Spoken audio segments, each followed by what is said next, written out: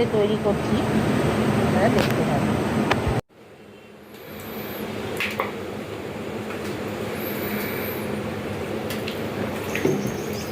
প্রথমে চিকেনটাকে ভালো করে পরিষ্কার করে দই নিয়ে নিলাম 1 চামচের মতো, বড় চামচ এটাকে ভালো করে আমি মেখে নিচ্ছি। মেখে আমি আধ ঘন্টার মতো রেখে দেব। আমি নিয়েছি, তেলটা গরম করতে দিয়ে দিয়েছি। আমি চিকেন কারি করছি।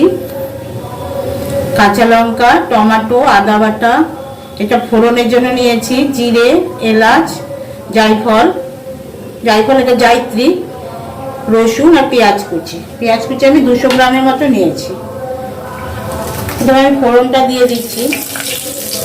তেল নিয়েছি 3 চামচের মতন।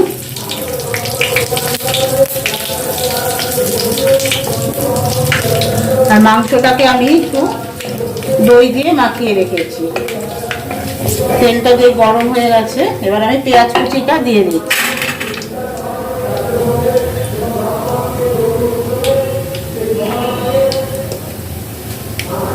পেঁয়াজটাকে আগে ভেজে নেব ভালো করে। আর নুন হলুদ তো লাগবেই, নুন হলুদটা আপনাদের দেখায়নি। নুন হলুদ, পেঁয়াজটাকে আগে ভালো করে ভেজে নিতে হবে। পেঁয়াজটা একটু ভাজা হোক।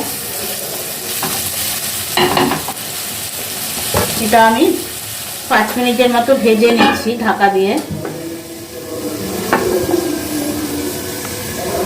ঢাকনাটা আমি তুলে দিচ্ছি। এবার আমি দিয়ে দেব আদা বাটা। আমি 2 চামচের মতো নিয়েছি, আপনারা ঝালটা পরিমাণ মতো দেবেন, যে যেরকম খান।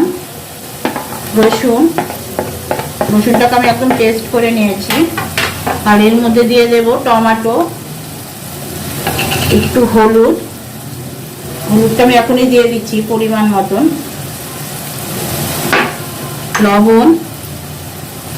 লবণ আমি 2 চামচ দিয়ে দিচ্ছি। এখানে যেহেতু আমার 700 মাংস আছে, আর দিয়ে দিচ্ছি একটু কাশ্মীরি লঙ্কার গুঁড়ো। এবার এটাকে আমি ভালো করে কষিয়ে নিচ্ছি।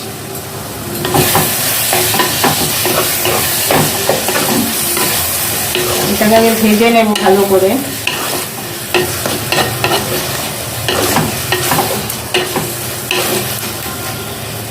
এটা একটু ভাজা ভাজা হোক। 5 মিনিট পরে ফিরে আসছি। এবার আমি ঢাকনাটা তুলে নিচ্ছি। এবার মাংসটা দিয়ে আমি কষাবো।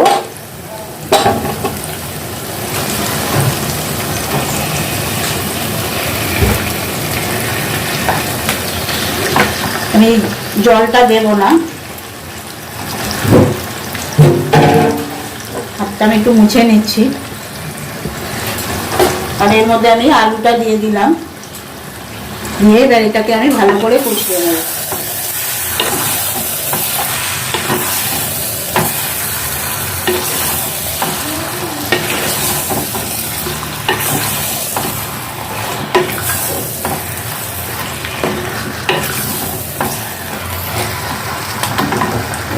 ধরে গেছে, এটা একটু কষানো হয়ে যাক।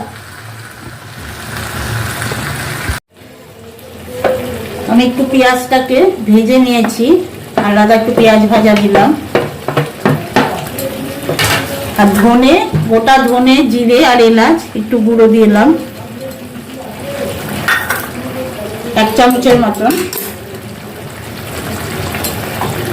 এবার এটাকে মিশিয়ে দিচ্ছি।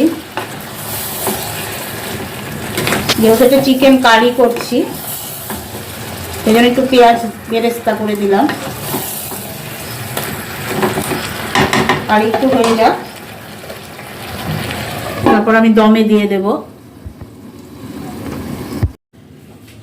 আমার এটা কষানো হয়ে গেছে।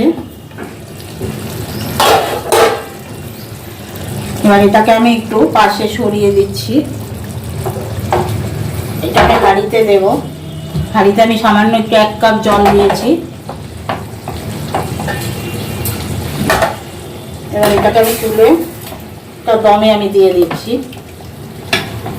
বন্ধ করে দিয়েছি ওপাশে।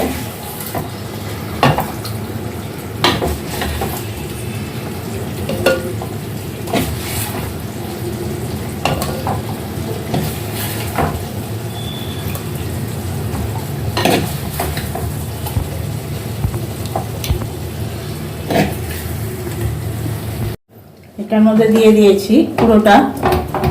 এবার এটাকে আমি ঢেকে রাখছি। এই 15 মিনিট পরে আমি ফিরে আসছি।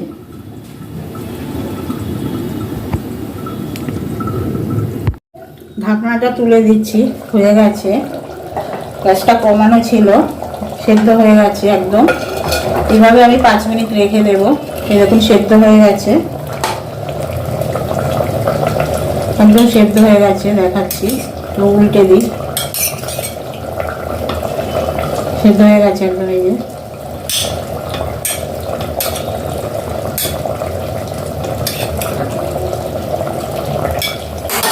এবার এটাকে আমি 2 মিনিট রেখে দিচ্ছি বন্ধ করে, গ্যাসটাকে বন্ধ করে। হয়ে গেছে দেখুন চিকেন কারি। এটাকে একটু টেনে যাবে ঠান্ডা হলে। আপনারা এইভাবে তৈরি করবেন। আমি গ্যাসটা বন্ধ করে দিয়েছি।